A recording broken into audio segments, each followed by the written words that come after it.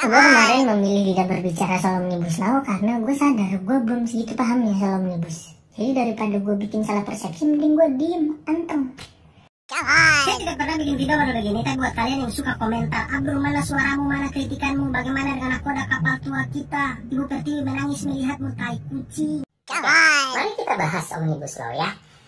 Sejujurnya gue malas bahas ini, bukan karena isunya nggak penting, tapi lebih kepada semua hal yang pengen lo tahu sebenarnya ada. Kalau lo mau browsing juga, apapun informasinya, argumennya ada semua.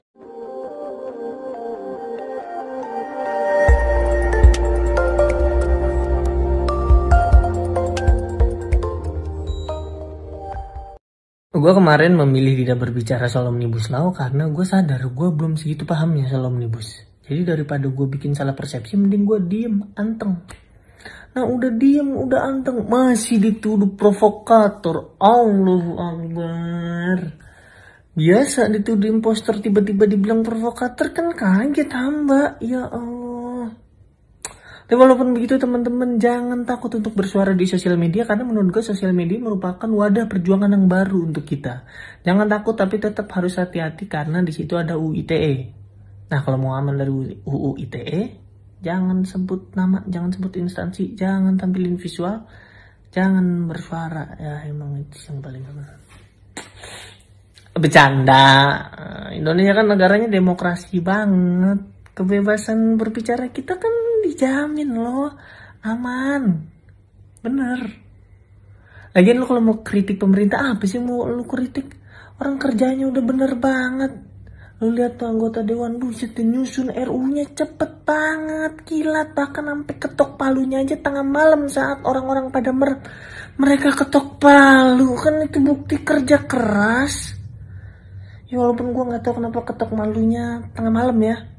Mungkin emang agendanya habis rapat nobar Liga Champion kali. Nggak ada yang tahu lah ya. Dan kita harus apresiasi pejabat-pejabat karena menerapkan protokol kesehatan dengan sangat baik. Contohnya kemarin pas rakyat turun, wakil rakyatnya social distancing ke rakyat. Ya kan demi kesehatan kan, demi kesehatan. Terus juga para pejabat cuci tangan.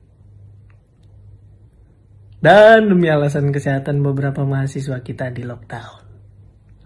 Itu adalah bukti betapa seriusnya pemerintah menghadapi COVID-19. Kebetulan gue lagi ngomongin pemerintah Bulgaria ya. Saya tidak pernah bikin video baru begini, tapi buat kalian yang suka komentar, Abdur mana suaramu, mana kritikanmu, bagaimana dengan nakoda kapal tua kita, Ibu Pertiwi menangis melihatmu, tai kucing, tai kucing. Dulu saya berani karena presidennya SBY militer tapi slow.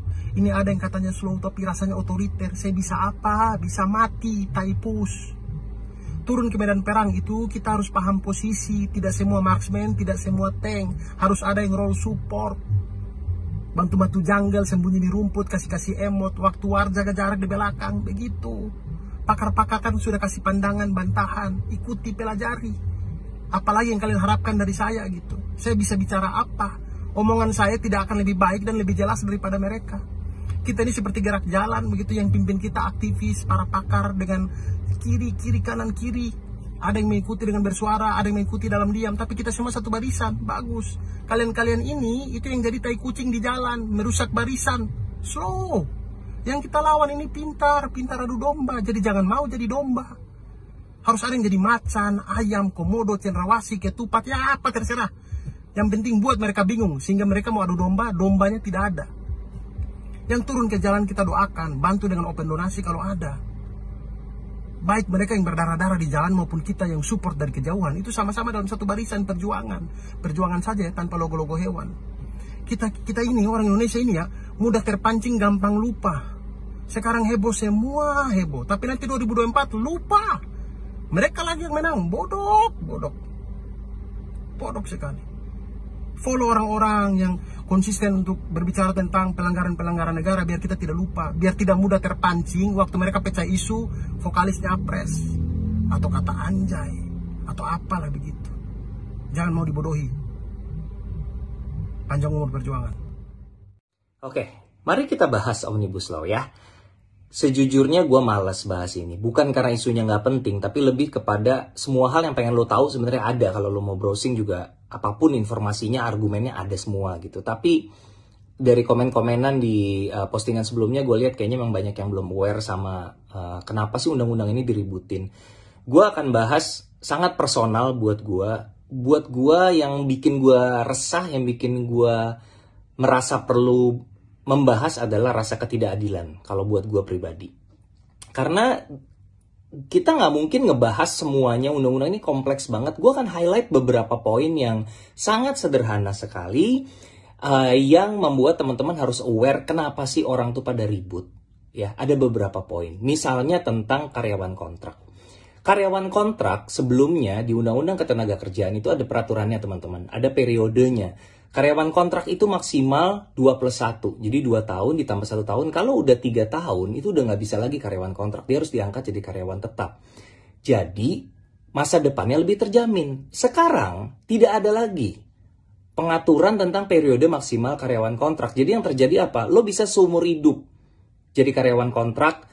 Bedanya apa sih buat yang belum kerja nih ya? Bedanya apa sih karyawan kontrak sama karyawan tetap? Fasilitas bedanya teman-teman, jenjang karir itu yang beda dari karyawan kontrak dan karyawan tetap, tentunya akan beda sekali. Nah, itu poin yang menurut gua sebuah ketidakadilan terhadap karyawan atau buruh atau tenaga kerja. Lanjut, misalnya tentang outsourcing. Outsourcing ini adalah sebuah hantu yang menakutkan gitu buat kita, karena ini adalah cara perusahaan untuk menghemat biaya, bukan diangkat jadi karyawan, di outsourcing. Nah, dulu, lagi-lagi nih ya, dulu outsourcing itu ada peraturannya. Syarat-syarat tipe-tipe pekerjaan yang bisa di-outsourcingkan. Jadi tidak bisa semuanya, misalnya nih karyawan perannya penting, berpengaruh langsung terhadap produksi, signifikan perannya, nggak boleh di-outsourcing. Itu ada peraturannya teman-teman, di Undang-Undang Ketenagakerjaan. Peraturan itu sekarang sudah tidak ada lagi. Dengan kata lain, perusahaan punya ruang lebih luas untuk melakukan outsourcing yang merupakan sebuah praktek yang relatif merugikan bagi pekerja dan menguntungkan bagi pengusaha. Kalau lo segitu lugunya untuk nanya, kenapa kalau merugikan pekerja kok tetap berjalan? Karena orang butuh makan, men.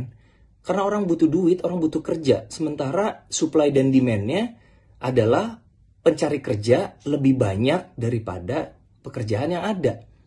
Itu kan esensinya. Itu kan kenapa pemerintah harus melindungi pekerja, bukan melindungi pengusaha. Karena pencari kerja posisinya lebih lemah daripada pemberi kerja. Kita butuh kerjaan gitu. Posisinya udah di bawah nih. Orangnya butuh kerjaan. Jadi karena lebih lemah maka harus dilindungi. Menurut gue sih gitu. Poin terakhir, satu lagi nih contoh ya. Banyak banget teman-teman, tapi gue kasih yang simpel-simpel deh. Semoga teman-teman masih mau nyimak ya, karena agak serius nih kontennya. Yang ketiga adalah soal pesangon.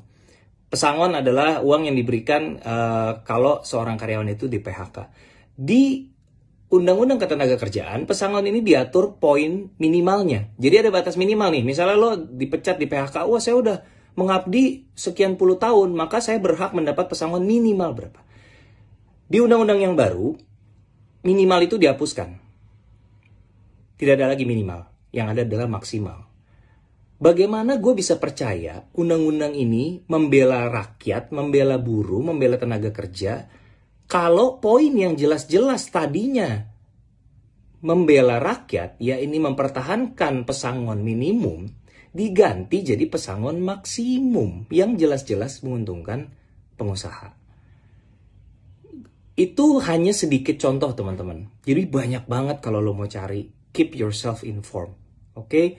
Jadi jangan hanya karena hype, jangan hanya karena rame, terus lo ikut-ikutan komen, tapi bener-bener gak tahu apa isinya, ya jangan juga gitu. Kalau bisa terinformasilah gitu. Terakhir pesan gue nih buat teman-teman yang ada aja soalnya yang udah baca semua belum, lo udah baca, lo baca dulu dong baru komentar, baca dulu semuanya. Gini, oke. Gue tahu undang-undangnya nggak sepenuhnya jelek, gue tahu. Pasti ada yang bagusnya, percaya gue. Nggak semuanya jelek, gue percaya banget gue. Tapi ini undang-undang, men. Tidak sepenuhnya buruk itu nggak cukup menurut gue. Tidak sepenuhnya buruk itu doesn't qualify as something yang melindungi rakyat. Yang kita perlukan itu bukan tidak sepenuhnya buruk atau tidak sepenuhnya baik, tapi sepenuhnya baik.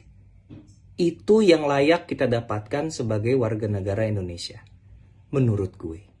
Mohon maaf kalau salah.